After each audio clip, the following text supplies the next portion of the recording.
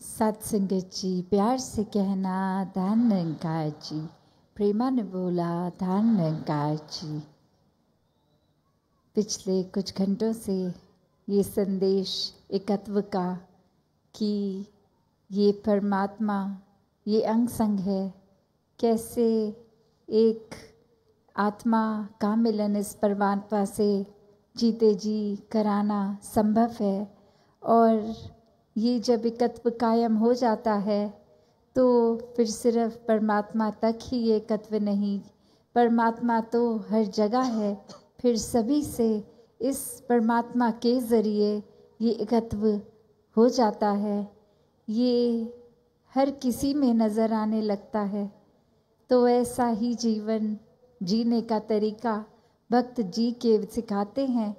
और फिर वो एक प्रयास हर एक का कि जिस समय ये परमात्मा जीवन में आ गया तो अपनी भक्ति एक करने का सिलसिला शुरू, और ये विश्वास के साथ ये एक मन में श्रद्धा लेके एक मानवीय गुणों से खुद को युक्त करके बिल्कुल कोई मन में अपनी इच्छाओं को प्रबल इस तरह ना करके कि ये इच्छाएं पूर्ति के लिए परमात्मा का साथ लेना है, एक परमात्मा को याद करना है। पर ये संतों ने हमेशा समझाया कि मन में ये चाहत ये इच्छाएं तो कभी ख़त्म नहीं होंगी। तो वो इच्छाओं को काबू करने का तरीका ही ये है कि ये परमात्मा के प्रति अपने मन को समर्पित कर दिया जाए कि जो दिया इस परमात्मा ने वो काफ़ी है। ये एक जज्बा रखना, ये ड्रीम्स अपने जीवन में होना, ये गोल्स होना सब मुबारक है, सबकी तरफ एफर्ट भी करना है। पर जब वो एक हासिल जो करना चाहते हैं किसी वजह से अगर नहीं हासिल हो रहा तो उसके बाद कि अपनी एक मेंटल स्टेट ये अपने मन को इतना नहीं भुजा लेना कि वो फिर इच्छाओं के वजह से एक खुद ही परेशानी को अपना लिया।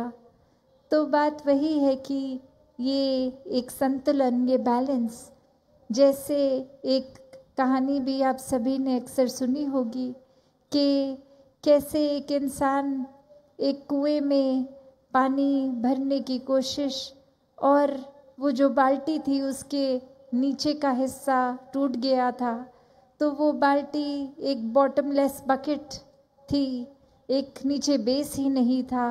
तो जितनी बारी भी वो रस्सी से उसमें खींचा जाता तो वो एक खोखली एक वो बकेट बाहर आती थी, उसमें पानी नहीं आ पाता था।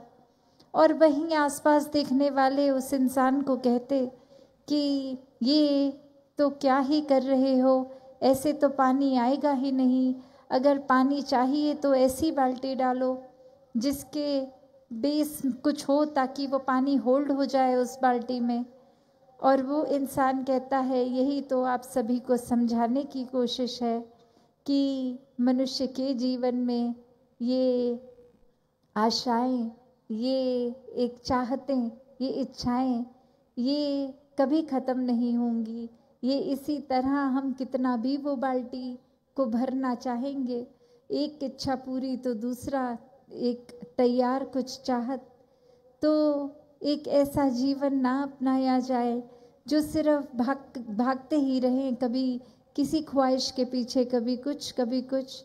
एक मन को स्थिर करके परमात्मा में मगन रख के ऐसे जीवन को अपनाया जाए जो जीवन वाकई ही एक शुक्राने भाव से जिया जाए, एक सैटिस्फाइड लाइफ, एक कंटेंटमेंट की बात कि अपने पास जो इस परमात्मा ने दिया उसको कैसे ध्यान रखते हुए उसकी तरफ लापरवाही भी नहीं करनी कि ये जो जिम्मेवारियां हैं कोई एक साधन, कोई धन दौलत जो है सबका सदुपयोग करना है।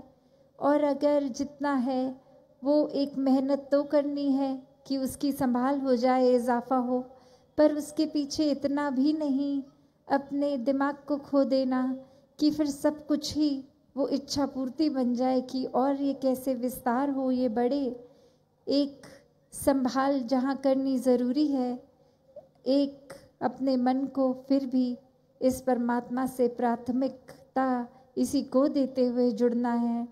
और फिर ये एहसास हो जाता है कि ये सब कुछ संसार में आज है, कल नहीं होगा। आज रूप कुछ और है, कल रूप कुछ और होगा।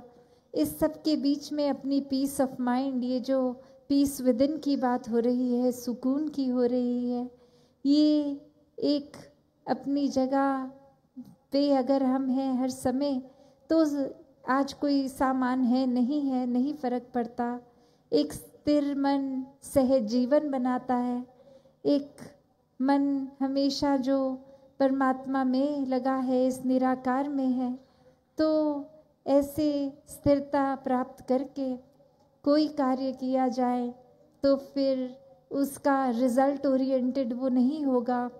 वो सिर्फ हम अपना प्रयत्न प्रयास करके, बाकी इस निराकार ने जो मंजूर किया है वो एक रिजल्ट स्वरूप, और उसी को स्वीकार कर, और वो स्वीकारना इसलिए नहीं कि और कोई चारा ही नहीं है और कुछ नहीं, पर इसलिए क्योंकि ये विश्वास है परमात्मा पे कि अब जो रिज़ल्ट मिला है, जो परिणाम है, वही हमारे लिए सर्वश्रेष्ठ ये उचित परिणाम है।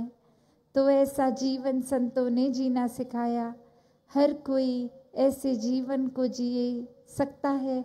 इस परमात्मा को अपने जीवन में हर समय के लिए इस ब्रह्म ज्ञान द्वारा देखकर इसी के साथ हर समय रहा जा सकता है, और हर कोई फिर खुद ब खुद एक असली जो परिभाषा है मनुष्य की, वैसा जीवन जी के गुणों को अपनाकर एक हर पल शुक्राने भाव में संतुष्टि मन में रखकर जी सकता है।